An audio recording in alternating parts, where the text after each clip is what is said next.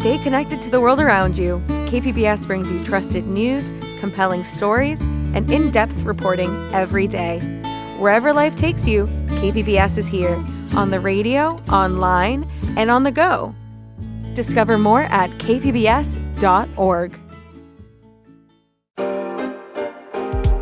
Hey there, San Diego. It's time for KPBS Roundtable. I'm Andrew Bracken.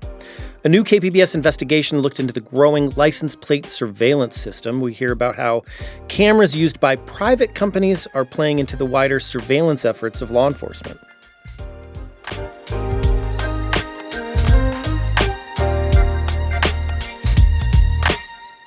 Then, requests for shelter have seen a major jump in recent months, leaving many unable to find shelter beds. And despite residents' concerns, a solar farm gets ready to break ground in the rural border community of Jacumba. That's ahead on KPBS Roundtable.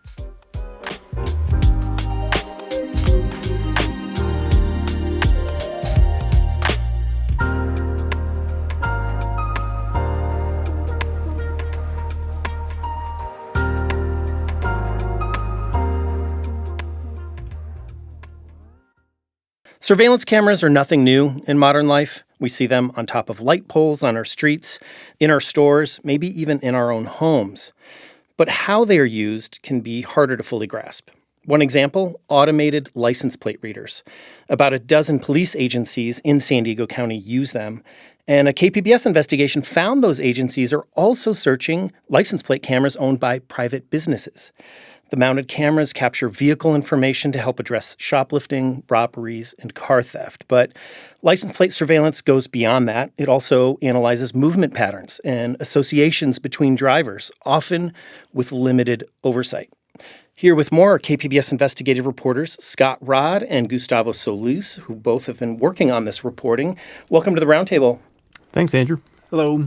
So, Scott, you call the story, a story about surveillance on steroids. Tell us what you mean. Well, as you said in the intro, surveillance tools, aren't anything new. They've been proliferating more and more in recent years. But these automated license plate readers are very powerful. These license plate readers capture in a single city, say, hundreds of thousands potentially of license plate captures, over the course of a month or several months. And these cameras are capturing license plates, car make and model, other characteristics about vehicles, like if they have a bumper sticker or a trailer on them. And a lot of people don't realize that when a city enters into a contract with a license plate reader company, the one that's been the biggest and most popular in recent years is a company called Flock Safety. They don't just get access to their own license plate readers. They can get access to many, many others, potentially hundreds of others that equal thousands of other license plate reader cameras around the state and around the country. So it's like a whole wider network that they can tap into. So, Gustavo, you've worked on previous reporting, involving this technology, this ALPR, automated license plate reader tech, particularly used by law enforcement in San Diego County. Can you remind us a little bit of what you've covered and what you've found so far? Yeah, well, I predominantly look at this through the immigration lens, right? I'm the immigration reporter here. But what I found is what Scott described, right? This sharing allows agencies from all over the county, all over the state, in a rare case, all over the country, to look at data gathered here in San Diego, right? So think of, you listener right now, potentially you could be driving while you're listening to this. If you're driving in San Diego County, one of these cameras takes a picture of your car. That means that picture, your location, your direction you're going, is uploaded in this database that hundreds of people can look for, right? It's included in local searches, and in some cases it could be used in nationwide searches. What I have found in the immigration context is that federal immigration agencies have side door access in some cases to some of this data. And while the general public, they're fine with this being used to find stolen cars, kidnapping victims, Amber Alerts, things like that, they're not very comfortable with it being used in the immigration context. And Scott, a lot of your reporting here is breaking down that this is not just happening in the law enforcement community, but like in these more public spaces, private companies, malls, things like that. You've both been working on this investigation for months. You've sifted through over like 1,500 pages of records here. Tell us more about what you found. Yeah, drilling down into trying to figure out what the scope of law enforcement's access is to other license plate readers can be difficult. It's fairly easy to figure out other public agencies or other law enforcement agencies that a police department can access. But trying to figure out private businesses is really hard. Partly that's because a private business, they don't have, big open public meetings like, you would in a city with a city council. You also can't send a public records request to a Home Depot or a Lowe's, both of which have license plate readers. We found those out because we had to request a very specific set of documents that is located in each department's license plate reader system. And in some cases, we even had to give them directions as to how to find these documents. They had to pull them down. In some cases, we had to kind of fight with some of these departments when they said we either don't have them or they're not, we don't have to disclose them. And we had to fight with them and say, yes, these are public records. You have to hand them over. And then came the task of sifting through them, like you said, over 1,500 pages, trying to identify there's another private company, there's another private company, and then building out this web to try to see, well, how big is this sort of this interconnected web of license plate readers that virtually has no oversight. This falls out of the jurisdiction of a city council. There are at least there's one state law that has some impact on this. It requires privacy disclosures, but the ones we found were very light on details, provided virtually no insight into how these license plate readers are being used by these companies. And again, law enforcement is searching them. They can find associations between drivers. They can find patterns of movement. They can put in specific geographic locations and figure out who has gone to these places and at what times. And it can give pretty significant insight into where people are going and what they're doing. Oh, we know just, how much data it kind of runs our world these days, right? Earlier you mentioned the company behind this technology, Flock Safety. What can you tell us about that company and kind of what their reaction to this, your story was? Well, they're a relatively new company. They were founded in 2017, and they developed surveillance technologies, and their license plate readers was, big piece, sort of probably their flagship piece of technology. And they first actually started marketing it to homeowners associations. As homeowners associations bought more and more of them, and law enforcement would respond to crimes and search through this data, law enforcement started saying, wait a minute, we would like our own license plate readers. So they started buying more and more. There are over 5,000 law enforcement agencies across the country and over 1,000 private businesses and organizations that have these Flock license plate readers. And Flock's mission, the CEO, he has pretty big ambitions. He often says, I want to eliminate crime in America. And there was even one interview where he said he believes in 10 years, crime can be virtually eliminated in America. And he said Flock's technology would play a big part of that. That's obviously a massive, huge ambition, but they have that kind of scope and approach to this problem. And they believe surveillance technology is a key way to achieve that huge goal. And what are privacy and security experts saying about this technology and the concerns they're raising around it? Well, I'll say Flock says, look, our technology, it is safe. We have audits that you can see what is searched. Police are supposed to enter a investigation number. They're supposed to enter a reason for their searches.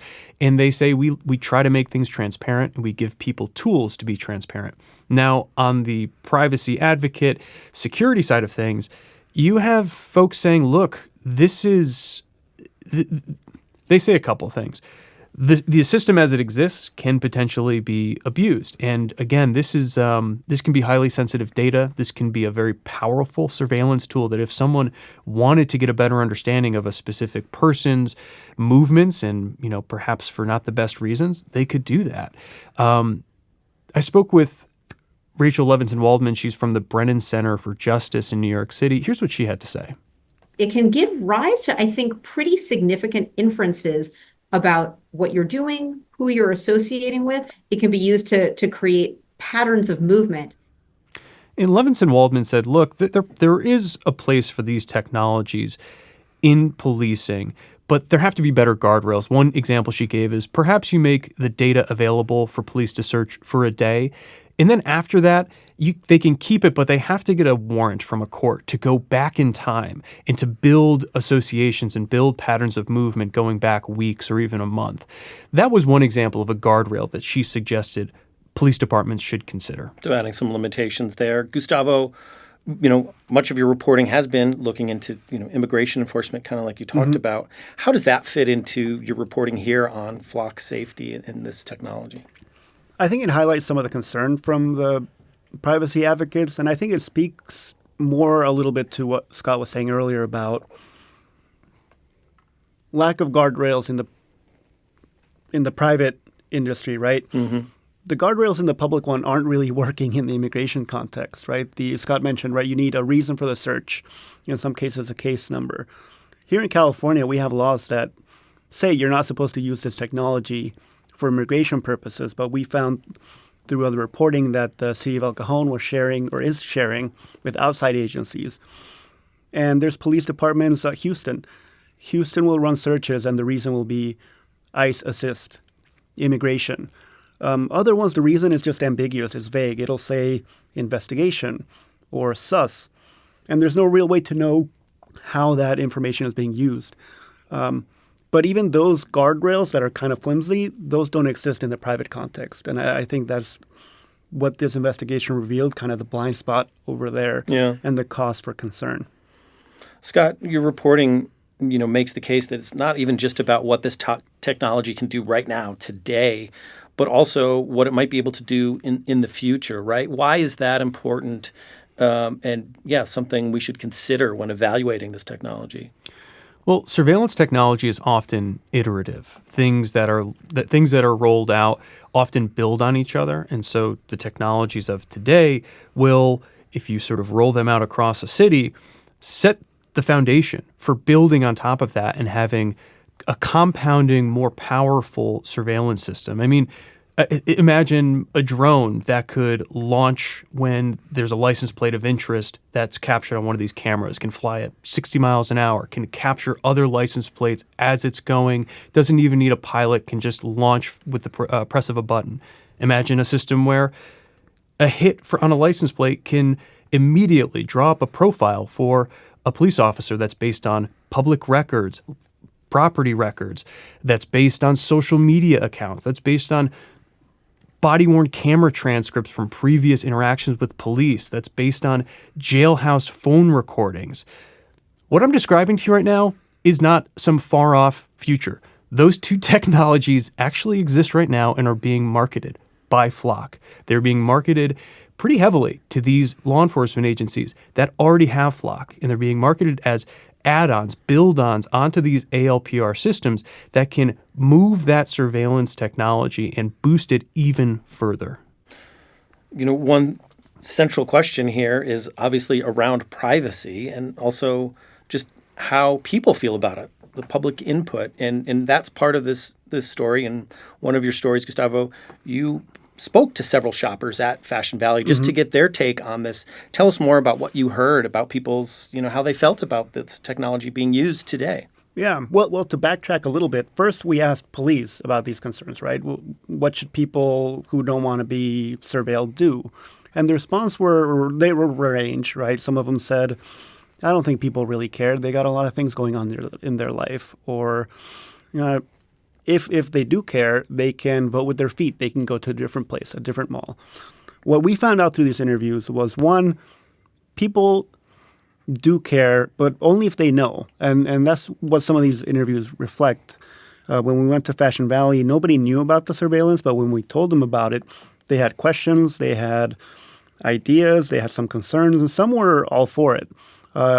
We have a little montage here that you'll hear from them directly, but they run from support to concern to a little bit in between. I appreciate what they're doing. Why? Because it's safety, and it's good for the city, the state. If we're not really doing anything wrong here, do they really need to have all of our information? Here in the United States, we want privacy as much as possible and transparency. It seems like people, companies or corporations are going out of their way to just validate, not give us that privacy. And that last point, I think, is very important, that people want transparency. right? Because I understand the idea that you can vote with your feet, but you can only really do that if you have the information available. So how, these cameras are in Fashion Valley, in Las Americas. If you don't want to be included in the surveillance network, just don't go there. But how can you make that decision if you don't even know that those cameras are there, right? Yeah. Yeah, I mean, it kind of reminds me of like the early days of social media too, when we didn't have any sort of data protection. Yeah, and I Go mean, ahead, Scott. again, we spent weeks and months searching through records, over 1,500 pages of records. Like the average person doesn't have time to do that. We do that because that's our job. We're investigative reporters. But I mean, if you have a family and a job and plenty of other life responsibilities, like, geez, that's a big ask to put on an average person to say, yeah, just go request these records, sift through them, and maybe you'll figure out where these cameras are. Right. But that's one really cool thing about your reporting here is, you actually provide an interactive map. You kind of break down where this camera network can be found in San Diego. Tell us more about the process behind that and, where people can find it. Well, we wanted to provide a visual for people to understand what these networks look like, how wide the web is, or in some cases, maybe how small it is, because some police departments only have one or maybe several private businesses that they access. Others, like San Diego Sheriff, El Cajon PD, CHP, the California Highway Patrol. If you go to our website, you can look at this map and see, one, where all the private businesses are that we found that have these license plate reader networks, and these are the ones that share their access with police. But you can also click on police departments and see where are they searching, where do they have access to, and you can see the kind of overlapping web that this surveillance network has created. And credit goes to KPBS's Michael Wayne. He is our data and visualization whiz, and he just put together an incredible map, and I encourage people to go check it out. Yeah, and that's available. We'll have a link to that up on our website at kpbs.org.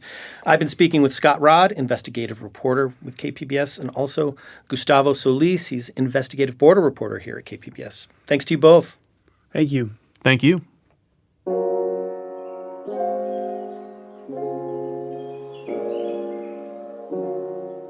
Coming up, requests for shelter have jumped since San Diego began clearing homeless encampments along freeways this summer, leaving many unable to find beds. We'll hear more next on Roundtable.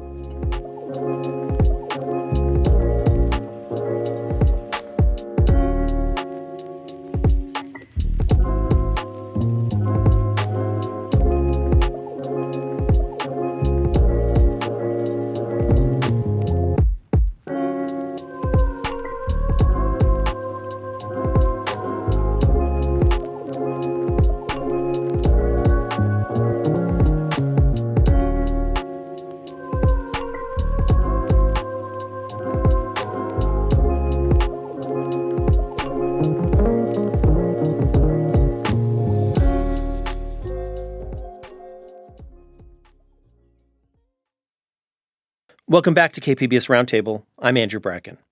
San Diego has seen a major jump in the number of shelter requests in recent months. That rise has come as San Diego's began to clear encampments along freeways after an agreement with the state was reached this past summer. And while requests for shelter have spiked, bed availability has dwindled. Blake Nelson joins me now to talk more about what's happening. He covers homelessness for the San Diego Union Tribune. Blake, welcome back to Roundtable. Hey, thanks for having me. Great to have you here. So, Blake, you report on a pretty big increase here in requests for shelter happening in San Diego. Break that down for us. What's behind the surge? Yes, so if you are homeless in San Diego and you need a bed, you generally cannot just knock on the door of a shelter. You have to call 211 or you have to find a police officer, outreach worker, and say, I need a bed. And then that person makes what's called a referral. And in the last couple months, shelter referrals have been going up and up and up and up and up throughout the city of San Diego, hitting a pretty astonishing 2,940 referrals just in October. So just for the month of October, we're at nearly 3,000 requests for shelter.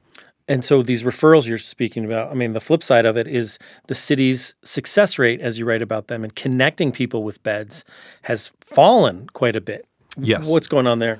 Fewer and fewer of those referrals are actually leading to someone getting a bed. So again, in the month of October, just 206 of those nearly 3,000 referrals led to someone actually getting a bed or a spot in a shelter. So that's a 7% success rate, which said another way, that means 93% of all of those requests are failing. And they can't get a bed. Yeah. So in your story, you introduce us to one of those, and that's Andrew Shields, who's trying to find a shelter bed. Tell me about him and what he's been going through. Yeah, when I went out and started walking around encampments the other day, I had told the photographer I was with, I was like, based on these numbers, I said, I do not think it is going to be that hard to find someone who's struggling to find a spot. And literally the first person we walked up to said, I have been trying for 6 weeks to get a spot in a shelter here in San Diego, and I cannot get one. Also, he is looking for a more private area. This has been a common request for homeless folks for years. If at all possible, he does not want to be in a giant room with 100 other people for understandable reasons. He talked very openly about his mental health struggles, about his drug addiction. He wants to kick both of those, or at least find treatment for both of those. And he knows the odds of him getting help outside are very, very low. But every time he asks, he is just told that there is no room. Wow. And you report that the lack of available beds not only leaves, more people sleeping outside, but also the potential that they may ultimately refuse services in the future for people like Andrew, right? Why is that such a concern? Yeah, at some point, Andrew is just going to give up asking for help. He talked about a friend. He told us about a friend of his who's in a wheelchair, who was in a very similar situation, asking. Nothing was suitable. Nothing was available. She finally just gave up. And I think that's an important point to make because, sure, there are people living outside who, for whatever reason, want to be there in this moment, or at least think they want to be there, and are refusing all offers for help. But sometimes when people are approached by an aid worker, police officer, and just tell them to go away, it's not so much that they don't want to be where they are. It's that they have been asking for shelter for 6 weeks, and they were told there is no availability for 6 weeks, and they finally just gave up and said, I don't trust that there's anything that can help me right now. I'm done with participating in this process. Tell us about the change on freeways. I mean, San Diego passed its camping enforcement ban back in 2023, but there was the stipulation of state land, right, on freeways. Kind of remind us the journey there and what changed this summer. So several things have been putting more and more pressure on San Diego's shelter system for years now. So back in 2023, the San Diego City Council passed a camping ban. It's called the Unsafe Camping Ordinance that increased penalties for sleeping on local sidewalks.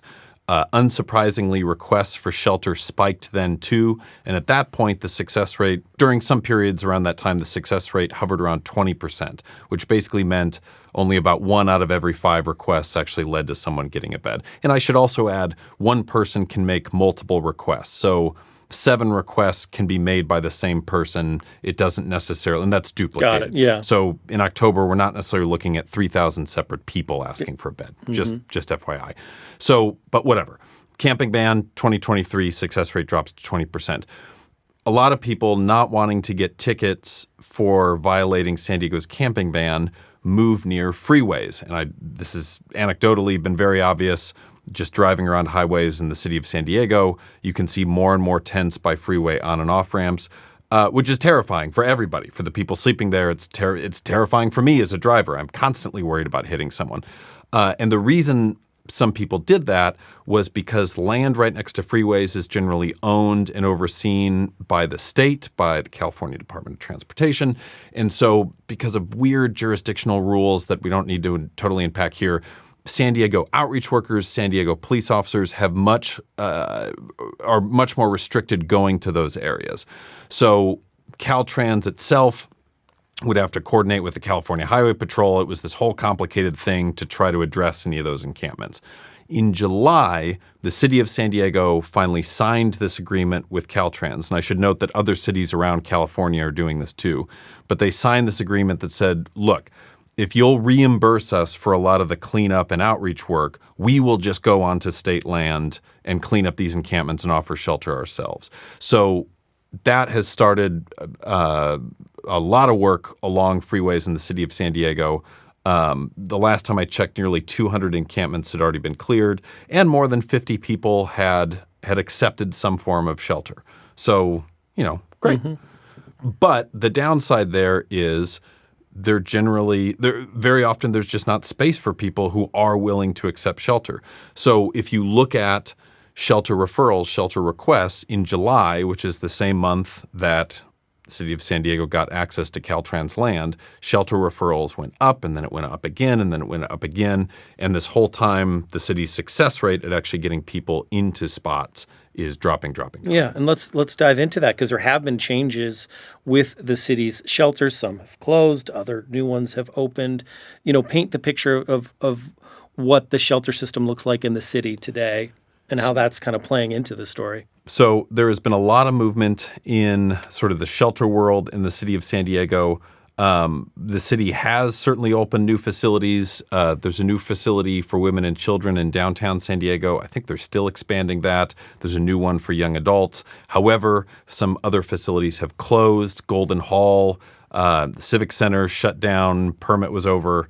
A large shelter run by Father Joe's Villages is still aiding homeless people, but it stopped being a city-funded shelter. It turned into a sober living program. You also had the Rosecrans shelter in the Midway District shut down after the city and county couldn't agree on who should pay for what. That was a whole mess. And then you also had this proposal from the mayor's office to convert an empty warehouse just north of the airport into this massive 1,000-bed shelter. That crumbled over concerns about costs and legal risks. So at the moment, the city of San Diego has about 1,600 shelter spots in traditional facilities and around 760 tents at these two designated camping areas by Balboa Park. And that, as far as we can tell, is sort of going to be the shelter capacity for the foreseeable future. We're seeing tons of budget cuts.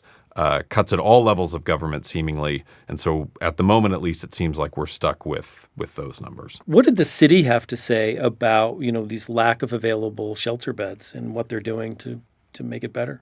They are certainly aware of it. They and Housing Commission leaders have declined to comment on why shelter referrals are going up and up and up, although, again, it has corresponded fairly well with the city getting access to state land and clearing all these encampments by freeways. So there's certainly a correlation there. The city has also pointed out other areas of homelessness aid that it's investing in, including prevention, which generally takes the form of rental aid, helping people on the edge of homelessness stay housed. There's also been a lot of promise shown by a form of aid called diversion funding, which is where you offer these one-time emergency payments to help with a car repair or an apartment deposit. And a surprising number of people just need a couple $1,000s, and then they are good to go and need no more aid. But again, at a time of budget cuts, at a time of the social safety net seemingly shrinking all over the place, neither of those areas of aid are getting huge boosts of funding, it seems like, at least in the foreseeable future. Yeah, could you talk more about how these budget constraints, because the city, the county have faced budget shortfalls. We hear more and more about, the federal government, the state. How is that playing a role into the future of serving San Diego's homeless in the coming years? I would say there's certainly a lot of attention at what's happening at the federal level, and that does deserve a lot of attention. I would say a lot of the cuts proposed and being pushed at the federal level are still coming down the pipeline. A lot of that hasn't really hit us yet. What is hitting us is the deficits at the city level, the county level, the state level, and that has restricted or at least limited the growth of some of these programs, which audit after audit has shown that a lot of money has been thrown at homelessness aid without a lot of corresponding follow-up to how well was this spent. So no question, I am not advocating for let's just keep throwing money at this thing. But I would say, based on the best data we have from the Regional Task Force on Homelessness, just about every month this year, and really just about every month for the past several years, more people continue to become homeless for the very first time in the county of San Diego than the number of homeless people who get housing. So the problem is growing by this one specific metric from the task force. The problem is growing almost every single month. So, I would say there's a great month. Great might be an overstatement. We had a good month in October where the number of homeless people housed exceeded the number of people who became homeless for the first time, which is great. But I would point out that the number of people who became homeless for the first time in San Diego County was 1,079.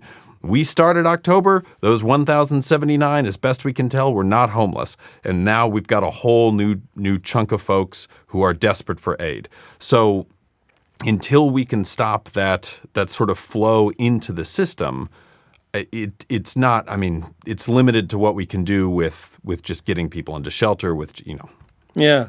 We talked about some of the changes with city shelters, and there have been changes at the city's H barracks involving, folks and vehicles. Tell us about that and, how you think that's kind of plays a role into the story too.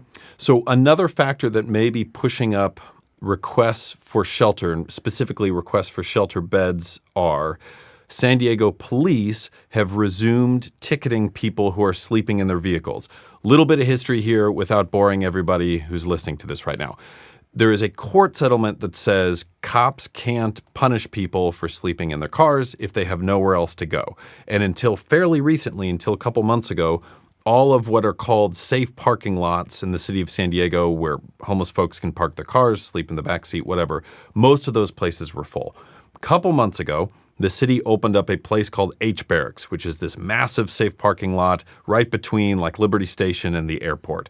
And because there's a ton of spots there, and specifically because there's a ton of spots for RVs, that has now given police the ability to resume ticketing oversized vehicles, especially. We're thinking like RVs. So one of my colleagues at the UT, Kristen Takeda, just got this data. So from early July through like mid-October, San Diego police issued 1,136 citations just for oversized vehicles, which, fine, and there is a place to offer them. However, H Barracks especially is only open overnight, and what a lot of those people who are living out of their RVs have told my colleagues is that they just simply cannot afford the gas money to move in and out of that place every single night. But another theory, and again, this is hard to prove, but there is a correlation. It is possible that some of those folks are trying to get beds in traditional shelters because they don't want to get ticketed in their RV. They don't want to move in and out of a safe lot. So that may be putting some additional pressure on the shelter system. Got it. Understood. So, we're kind of getting towards the holiday season, the end of 2025, and I'm just curious if you have any thoughts of like looking back on this year, what the state of homelessness is, how it's compared in recent years. As you mentioned, the encampment ban went into effect in 2023. It's a couple of years now. Just what's your take on the state of homelessness in San Diego and what you're going to be looking to follow in 2026? I would say two things. On a few positive notes, the city has opened several different affordable housing complexes all over the region. Those have led to some extraordinary success stories. A lot of people's homelessness has been ended because of the housing that has opened up there. So that is worth celebrating. The investments in diversion, the one-time emergency aid, has also helped some people in really, really fabulous ways. I am absolutely wanting to watch whether investments in that area of homelessness aid goes up, because I think there's a lot of promise there. But on the flip side, to go back to the federal government, some of the proposals to dramatically shrink federal support for long-term housing, for permanent supportive housing, some of those proposals could gut support for a lot of programs that have people housed right now. And if that money gets yanked out, and if those programs implode, you're looking at hundreds, perhaps thousands of people in San Diego County who currently have housing who may be back on the streets. So that, I think, is, if there is one thing that is keeping me up right now at night, that is probably the biggest thing. Blake Nelson covers homelessness for the San Diego Union Tribune. Blake, thanks so much for joining us and sharing more about your reporting today. Thanks for having me.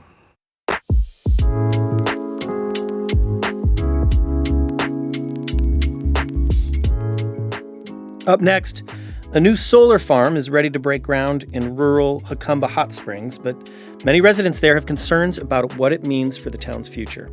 You're listening to KPBS Roundtable.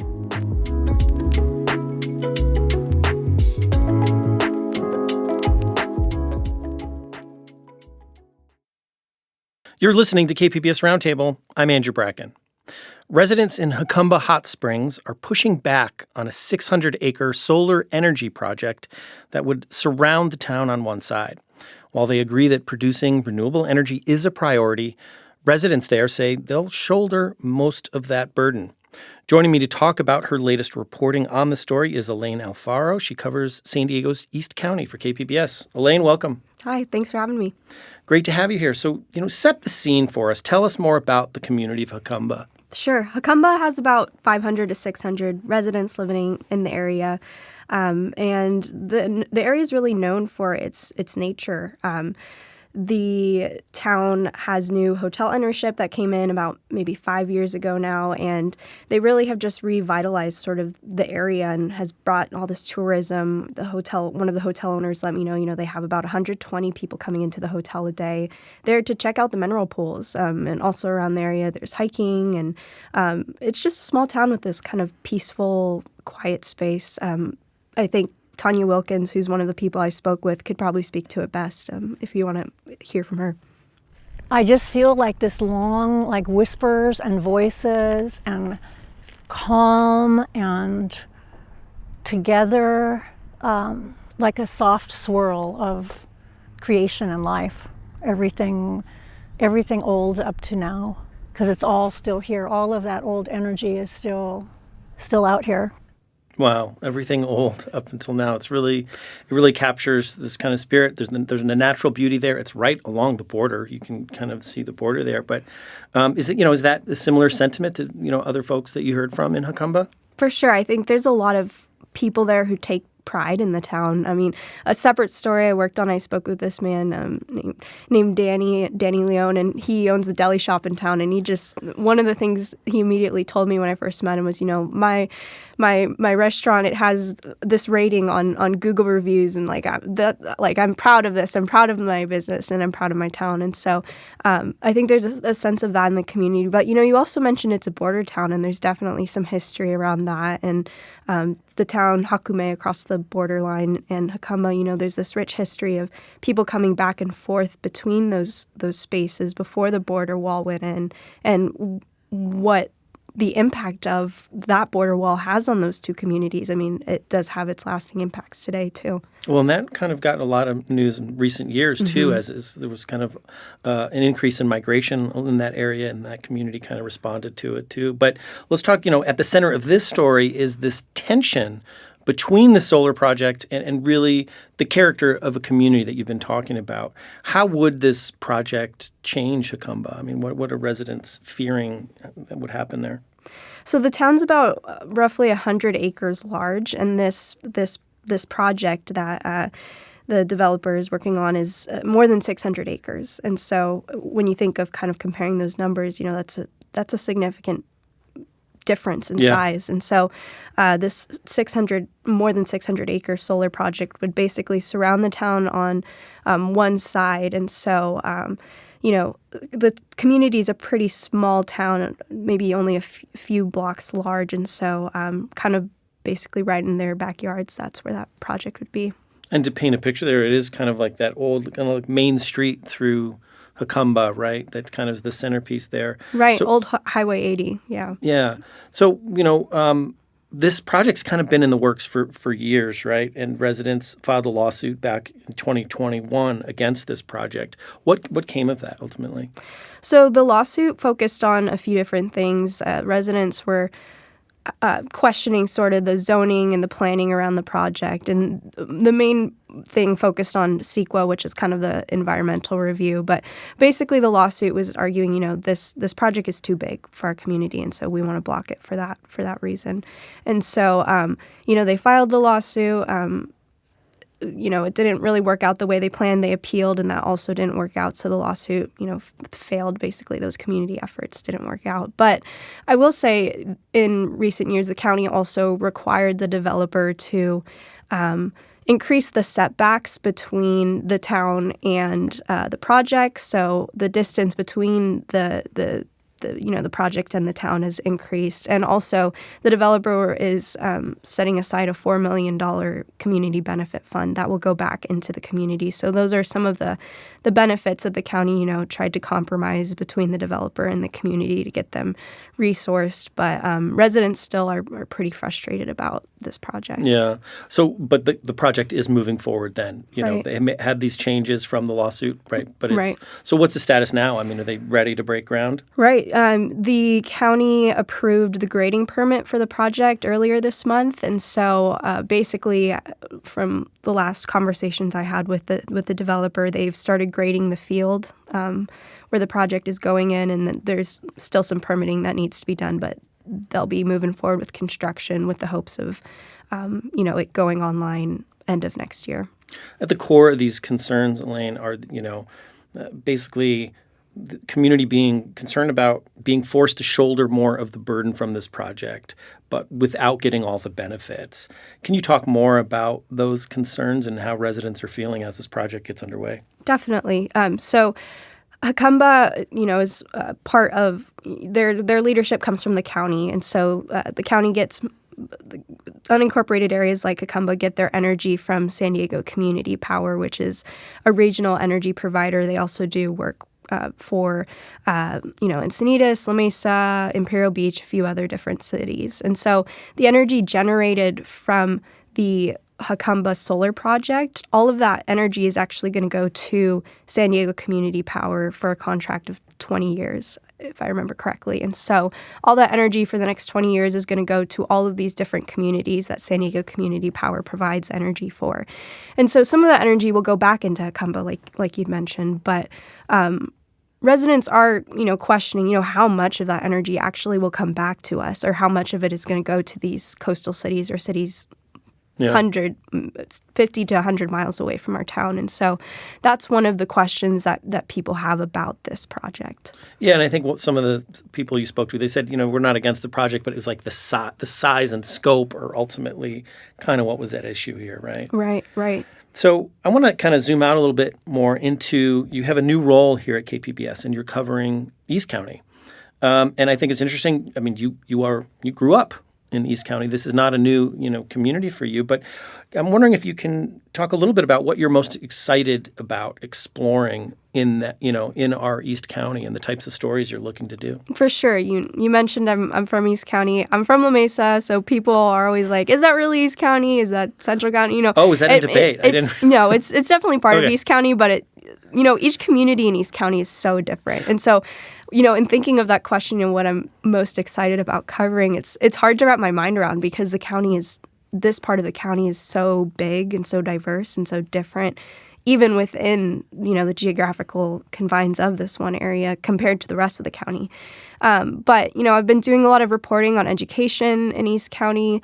I think also, historically, East County has gotten this stereotype of being maybe more conservative or right-leaning in its politics. And I think just with what I've been covering in education and in other areas, I'm seeing kind of that duking it out of politics in East County. I'm seeing that in my reporting and in the conversations I'm having. And so just seeing the trickle down even of some national politics in East County conversations and in community meetings is really interesting because there is, in looking at those politics, there's also a strong community of people who maybe are left-leaning or liberal. And so seeing these communities come together and figure out how to walk these issues out amid national politics has been really interesting. It is really interesting. And these communities are changing, too, in some cases. Like, as you said, there's such a range here. So, I mean, what's kind of next on your mind for the beat?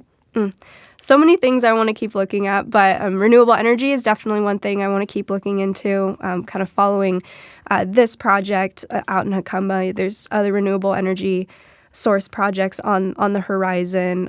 In my story, I'd mentioned Borrego Springs is another area that has historically been navigating energy projects, and so looking out there. I'm also wanting to continue to keep on the education beat in East County, and then, there's actually some really strong refugee populations out in East County that I'm wanting to connect with and learn more about experiences out there, especially given the current climate we're in right now. So cooking on a lot of different Yeah. things, but those are some of the things. And, you know, outside of that as well, there's really amazing business communities in East County that I'm wanting to Well, we'll look have into. to have you on more, in the coming year. I've been speaking with Elaine Alfaro. She covers San Diego's East County for KPBS. Elaine, thank you. Thank you for having me. And thank you for joining us today. You can listen to the show anytime as a podcast. Roundtable's technical producer this week was Brandon Trufa. Ashley Rush was the producer. Brooke Ruth is Roundtable's senior producer. I'm your host, Andrew Bracken. Thanks again for listening. Have a great weekend.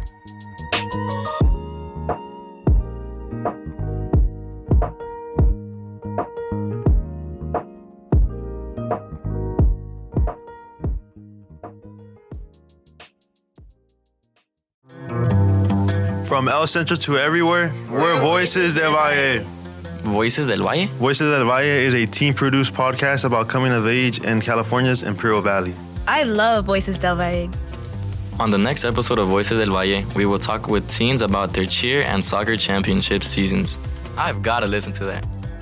Voices del Valle, fresh voices, bold stories made in the valley. Voices del Valle. Find us on KPBS or wherever you get your podcasts.